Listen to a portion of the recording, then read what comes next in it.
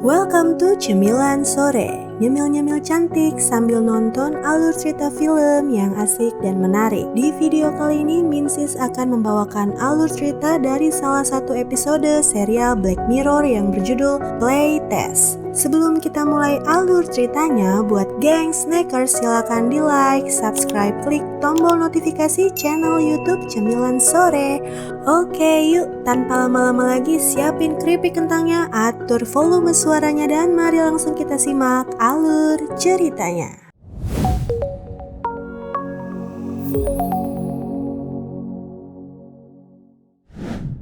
Awal film dimulai dengan terlihatnya seorang pria yang bernama Cooper sedang sibuk packing dan langsung pergi keluar rumahnya dengan mengendap-endap. Di luar rumahnya, taksi pun sudah menunggu Cooper. Di dalam taksi, ibu Cooper yang sudah mengetahui kepergian Cooper pun menelponnya. Namun, telepon itu malah di-reject oleh Cooper. Di dalam pesawat, Cooper terlihat asik bermain game, padahal sedang terjadi turbulence. Kemudian datang seorang pramugari meminta dia untuk mematikan handphonenya. Melihat anak kecil di sebelahnya sedang ketakutan karena turbulence, Cooper menenangkan anak itu dengan mengatakan kalau turbulence ini seperti menaiki wahana roller coaster. Anak kecil itu pun merasa terhibur. Di sini terlihat bahwa Cooper sudah berjalan-jalan ke beberapa negara di dunia, seperti Australia, Thailand, India, Roma, Spanyol, dan sekarang dirinya sedang berada di negara Inggris. Cooper pun melakukan sightseeing seperti turis-turis pada umumnya, pergi ke tempat-tempat wisata yang hits di sana. Hingga pada sebuah kafe, ketika sedang asik ngopi, Cooper melihat sepasang kekasih sedang berciuman mesra. Ia pun langsung bermain Tinder untuk mencari teman kencan. Kemudian muncullah wanita bernama Sonja. Cooper dan Sonja pun akhirnya bertemu di sebuah bar. Mereka pun asik bercerita tentang pengalaman Cooper berkeliling dunia. Cooper mengatakan pengalaman paling seru yaitu ketika Cooper diseruduk banteng di Spanyol dan menyebabkan adanya bekas luka yang cukup dalam di tangannya. Keseruan mereka itu pun berakhir di tempat tidur. Ketika sedang asik mengobrol di tempat tidur, tiba-tiba Sonja melihat bekas luka lain di tangan Cooper. Sonja mengira itu merupakan bekas luka dari pertualangan Cooper yang lain. Namun Cooper mengatakan itu merupakan bekas luka dari hasil bulian temannya yang bernama Josh Peters sewaktu Cooper masih SMA. Kemudian ketika sedang asik mengobrol, ibu dari Cooper kembali menelponnya dan Cooper tetap mereject telepon dari ibunya itu. Kemudian Sonja mengajak Cooper untuk sarapan. Sonja pun membuatkan Cooper sarapan khas orang Inggris. Namun ketika sedang ingin menyantap makanannya, ibu Cooper kembali menelpon dan tetap direject oleh Cooper. Di sini Sonja pun menyarankan Cooper untuk menelpon ibunya kembali dan akhirnya Cooper menceritakan alasan dia tidak mau mengangkat telepon dari ibunya itu. Ia pun mengatakan dirinya tidak dekat dengan ibunya dan merasa sedih ketika ayahnya meninggal karena penyakit Alzheimer. Karena hal inilah Cooper memutuskan untuk pergi dari rumah dan traveling keliling dunia. Sonja yang mendengar hal itu mencium kening Cooper dan mengatakan ia adalah orang baik dan menyarankan Cooper untuk segera menelpon ibunya dan mengatakan apa yang ingin dia katakan sekarang. Ketika Cooper sedang berniat untuk pulang menemui ibunya, tiba-tiba ATM dia bermasalah sehingga ia tidak bisa membeli tiket pesawat untuk pulang ke negaranya. Di tengah kegalauannya, Cooper hampir menelpon ibunya untuk minta tolong, namun tidak jadi ia lakukan. Cooper pun kembali menghubungi Sonja untuk menumpang tinggal. Malam harinya, Cooper mengatakan kepada Sonja bahwa ia akan mencari uang dengan bekerja paruh waktu di perusahaan game bernama Saito Gemu. Sonja pun mengatakan Saito Gemu merupakan perusahaan game papan atas yang terkenal yang sedang melakukan proyek game besar yang masih sangat dirahasiakan. Ia pun mengatakan kepada Cooper untuk memfoto apapun yang ada di sana karena mungkin nilainya akan lebih mahal jika foto-foto itu dapat dijual ke publik daripada upah yang dibayarkan sebagai pekerja paruh waktu di sana. Cooper pun menyetujuinya. Keesokan harinya Cooper dijemput oleh staf perusahaan game itu dan sampailah Cooper di lokasi perusahaan itu, yaitu sebuah kastil kuno yang besar. Kemudian di sana Cooper bertemu dengan salah satu staf perusahaan bernama Katie. Katie pun meminta Cooper untuk mengikutinya dan menyuruh staf yang bernama Rev untuk membawa ransel milik Cooper. Setelah masuk, Cooper pun terpesona dengan kesibukan orang-orang yang ada di sana. Semuanya sedang melakukan hal-hal dengan teknologi yang memukau yang belum pernah dilihat oleh Cooper. Katie pun meminta Cooper untuk mengikutinya ke sebuah ruangan. Sebelum masuk ke dalam ruangan, Katie meminta Cooper menyerahkan HP miliknya. Kemudian setelah menerimanya, Katie pun mematikan HP tersebut. Di dalam ruangan yang didominasi dengan warna putih itu, Katie meminta Cooper menandatangani surat perjanjian terlebih dahulu. Melihat ada sebuah kotak di depannya, Cooper pun mengatakan tidak ada kolom untuk tanda tangan di surat-surat itu. Ini menyebabkan Katie harus keluar dari ruangan dan mengganti surat-suratnya. Ketika Katie keluar ruangan, dengan cepat Cooper menyalakan HP-nya kembali dan memfoto isi dari kotak itu, kemudian mengirimkan foto itu kepada Sonja. Tidak lama dari itu, Katie pun kembali masuk ke dalam ruangan. Di sana dia melihat Cooper masih duduk manis seakan hanya menunggunya kembali. Ketika Cooper sudah menandatangani surat perjanjian, Katie menjelaskan game apa yang sedang perusahaan itu kembangkan. Katie mengatakan mereka sedang mengerjakan sistem realitas pertambahan interaktif mirip VR, tapi lebih mirip lapisan di atas realitas. Jelas Katie sambil memasang peralatan ke Cooper. Katie pun terlihat sedang memasangkan alat di kepala Cooper yang disambungkan dengan kursi. Kemudian ia menempelkan chip hitam ke batang leher Cooper. Mereka menyebut alat itu jamur. Kemudian Katie menyusun 5 buah barang seperti CD di depan Cooper. Kemudian Katie pun membuka laptopnya untuk memulai programnya. Namun ketika lampu di alat yang ada di kepala Cooper sedang loading, tiba-tiba HP Cooper berbunyi. Ibunya kembali menelpon. Rupanya tadi Cooper lupa untuk mematikannya kembali. Katie menyangka bahwa dia yang lupa mematikan HP itu. Sementara itu alat yang ada di kepala Cooper pun selesai memindai. Katie pun melepaskan alat itu dari kepala Cooper. Kemudian Katie meminta Cooper untuk memperhatikan target yang ada di depannya. Tiba-tiba muncul seekor cipang dari yang bentuknya tidak jelas menjadi sangat jelas, dan yang bisa melihat ini hanya Cooper karena chip yang ditanam di lehernya tadi. Si cimpang ini pun bisa loncat dari lubang satu ke lubang yang lain, dan Katie meminta Cooper untuk memukulnya sampai dapat. Ketika sudah selesai, Katie menawarkan kepada Cooper untuk melakukan uji coba selanjutnya, yaitu uji coba beta yang sedang mereka kerjakan, dan bayaran yang akan diterima Cooper pun jauh lebih besar jika Cooper mau menerimanya. Tentu saja Cooper pun menyetujuinya. Lalu Cooper dibawa oleh Katie ke sebuah ruangan. Di sini Cooper akhirnya bertemu dengan Saito, pemilik dari perusahaan game ini. Di sini Saito bertanya kepada Cooper, kenapa setelah orang bermain game wajahnya berseri-seri, padahal sebelumnya ketakutan dan bergejolak. Cooper pun menjawab, mungkin karena aliran adrenalin yang terjadi ketika sedang bermain game. Namun Saito malah kembali menjawab bahwa alasan utamanya karena orang itu masih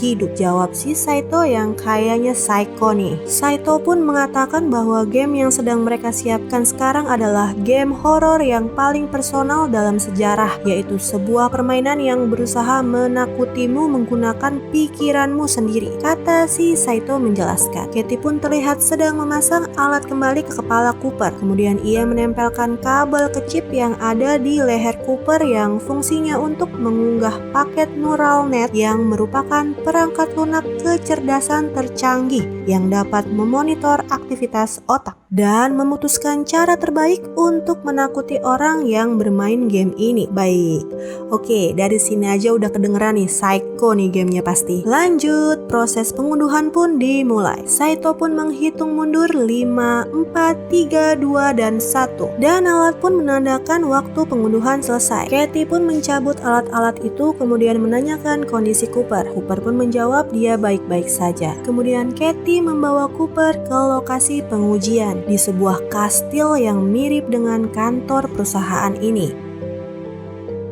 Katie pun menjelaskan aturan permainannya, yaitu Cooper tidak perlu melakukan apapun, hanya perlu tinggal di rumah ini sendirian. Dan yang akan mereka uji adalah ketahanan sampai di mana nantinya Cooper akan merasa ketakutan dan menyerah. Katie pun memberikan alat radio telinga untuk nantinya mereka berkomunikasi. Katie menjelaskan apapun yang nantinya dilihat Cooper tidak akan bisa menyakitinya, tapi jika terlalu intens mereka bisa menghentikan eksperimennya. Kemudian Katie pun meninggalkan lokasi dan permainan pun dimulai. Cooper pun berkeliling lantai bawah sambil terus berkomunikasi dengan Katie. Ia pun mengecek dapur, kemudian dia melihat ada sebotol wine. Namun wine itu tidak mengandung alkohol. Katie menjelaskan karena mereka membutuhkan Cooper untuk tetap dalam keadaan sadar. Kemudian Cooper pun bersantai di ruang perapian. Mulai gabut nih, ia pun menyalakan api di perapian. Kemudian Cooper kembali bersantai sambil membaca buku yang ada di situ. Tiba-tiba muncul seekor laba-laba. Cooper langsung ketakutan dan menginjak laba-laba itu yang ternyata hanya bagian dari ilusinya saja. Katie pun meledek Cooper yang ternyata takut dengan serangga. Kemudian ketika sedang mencoba bersantai, saat melihat ke arah lukisan di salah satu jendela kastil, tiba-tiba lampunya ada yang menyala dan muncul bayangan seorang pria di sana. Kemudian seketika lukisan itu kembali seperti semula. Lalu terdengar bunyi dari loteng. Ketika Cooper mau mengecek apa yang sebenarnya terjadi, ia seketika terkaget-kaget. Di depannya sudah ada seorang pria dengan tampilan tempo dulu. Namun wajahnya adalah wajah teman SMA yang sudah membulinya dulu, si Josh Peters. Cooper pun sadar itu hanya ilusinya saja seperti laba-laba tadi. Namun tetap saja ia masih merasa ketakutan. Ia pun pergi ke dapur dan membuka lemari-lemari di dapur seolah dia menantang apalagi yang nantinya akan terjadi. Dan tiba-tiba ada laba-laba besar datang menghampirinya. Namun muka laba-laba itu adalah muka si Josh Peters itu. Cooper pun sudah sangat ketakutan. Ia pun meminta Katie untuk segera menghentikan permainan ini. Kemudian tiba-tiba ada yang menggedor-gedor pintu. Cooper menyangka itu adalah Katie. Namun ternyata yang datang adalah Sonja. Cooper pun kaget melihat Sonja yang ada di situ. Namun Cooper berusaha sadar bahwa yang dia lihat itu adalah ilusi yang dibuat dari game ini. Dan yang ada di hadapannya itu bukan Sonja sesungguhnya. Namun Sonja yang mengelak prasangka dari Cooper pun mengatakan mereka harus segera pergi dan Cooper dalam keadaan bahaya. Sonja pun mengatakan bahwa ada 5 turis yang hilang setelah datang ke perusahaan ini untuk bekerja seperti Cooper. Cooper yang tetap tidak percaya dengan perkataan Sonja itu bertanya kepada Sonja, dari mana Sonja bisa tahu lokasi keberadaannya. Sonja pun menjawab ia sudah memasang pelacak di handphone Cooper, karena itu ia bisa tahu di mana Cooper berada. Namun Cooper pun mengatakan dari mana Sonja tahu lokasi kastil tempat game ini berlangsung. Padahal HP Cooper sudah dimatikan dan ditaruh Katie di ruangan kantor. Di sini Sonja yang sudah ketahuan bohong, ia pun sontak mengambil pisau dan berusaha menusuk Cooper. Ketika sedang berusaha kabur, tiba-tiba di depan Cooper ada laba-laba berkepala Josh Peters tadi. Cooper pun akhirnya berhasil ditusuk pundaknya oleh Sonja. Namun Cooper tetap melawan. Mereka berdua terlibat perkelahian sengit sampai pisau yang ada di pundak belakang Cooper tembus ke pundak depan Cooper. Cooper yang terdesak menarik rambut Sonja. Kaget melihat kulit rambut sampai muka Sonja pun ikut tertarik lepas dan berubah menjadi manusia seperti monster. Cooper pun makin panik. Akhirnya Cooper berhasil menusukkan muka Sonja ke pisau yang ada di pundaknya. Kemudian tiba-tiba saja semuanya menghilang. Ternyata ini masih merupakan bagian dari ilusi game ini. Panik, marah, ketakutan. Cooper memaksa Katie untuk segera menghentikan permainan ini. Cooper pun berusaha melepaskan chip yang ada di lehernya dengan paksa. Namun Katie mengatakan untuk tidak melakukannya karena itu dapat membahayakan nyawanya. Katie pun mengatakan ia bisa menghentikan game ini, namun Cooper harus mencapai titik akses agar mereka bisa mendeactivate update game ini. Akal bulus si Saito Psycho kayaknya ini mah. Cooper yang tidak punya pilihan lain pun mengikuti arahan Katie. Ia diminta untuk naik ke lantai atas dan membuka pintu sebuah ruangan. Cooper sudah ketakutan kalau yang ada di situ adalah mayat ibunya atau apa saja yang bersangkutan dengan ibunya. Katie pun meyakinkan Cooper bahwa tidak akan ada apa-apa di balik pintu itu. Akhirnya dengan penuh keberanian Cooper pun membuka pintu. Ternyata di dalam situ tidak ada apa-apa. Cooper pun meminta Katie segera menghentikan gamenya karena ia sudah mencapai akses poin yang mereka minta. Namun Katie pun mengatakan bahwa tidak ada yang namanya akses poin. Dia pun mengatakan hanya mengerjai Cooper dan mengetes sejauh mana game ini sudah merusak dirinya. Seketika pintu masuk kamar hilang. Cooper pun makin panik. Ia berteriak untuk dikeluarkan dari ruangan itu. Katie pun hanya menyuarakan hal-hal yang membuat Cooper semakin terpuruk, seperti dia tidak akan pernah bertemu dengan ibunya kembali. Memangnya dia itu siapa?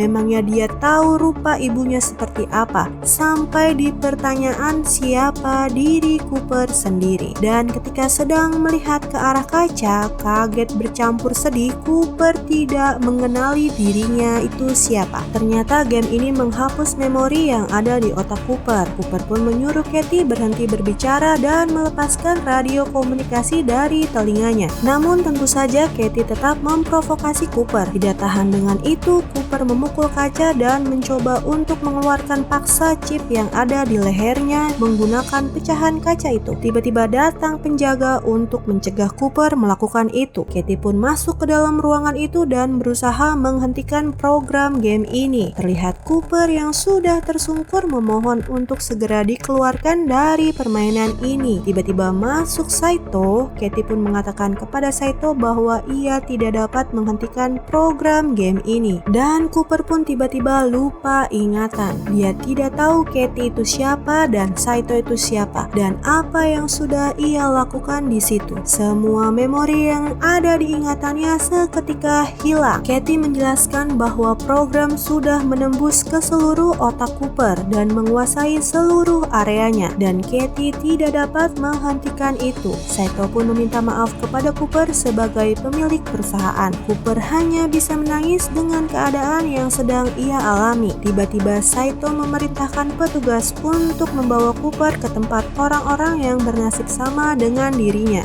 Namun seketika waktu kembali ke tempat pertama kali Cooper bertemu dengan Saito di ruangannya tadi. Oh, ini ternyata hanya bagian dari game saja. Saito pun meminta maaf atas kesulitan yang sudah dirasakan oleh Cooper karena game ini. Cooper pun akhirnya kembali diantar pulang dan ia pun kembali ke negaranya untuk pulang ke rumah ibunya. Sesampainya di rumah, Cooper pun langsung mencari keberadaan ibunya itu. Ternyata ibunya ada di kamar sedang duduk menangis. Tiba-tiba ibunya melihat ke arah Cooper. Disangka senang melihat anaknya kembali, ternyata ibunya hanya mengambil telepon untuk menghubungi Cooper. Loh, kok Cooper yang melihat keanehan ini langsung menghampiri ibunya yang terus mencoba menelpon Cooper. Cooper pun terus berteriak bahwa dia ada di sini. Dia pun terus berteriak memanggil-manggil ibunya. Dan scene langsung berpindah saat Cooper sedang melakukan uji tes pertama kali dengan Katie. Scene di mana Katie sedang mematikan kembali HP Cooper karena telepon dari ibunya. Kemudian kondisi Cooper tiba-tiba kejang-kejang sambil mengucapkan kata-kata ibu. Katie pun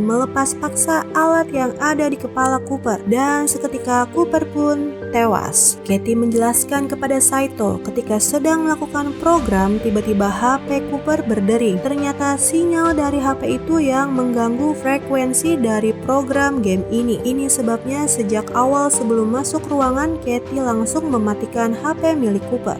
Mayat Cooper pun dimasukkan ke kantong mayat. Dan film pun tamat. Oke Snackers, terima kasih sudah menonton dan semoga terhibur. Mohon maaf jika masih ada kekurangan dalam penyampaian alur cerita ini. Jika kalian suka video ini seperti biasa, mohon di like, subscribe, dan silakan komen film apa lagi yang ingin dibawakan alur ceritanya. Minsis pamit undur diri, see you di alur cerita berikutnya. Stay safe and ciao.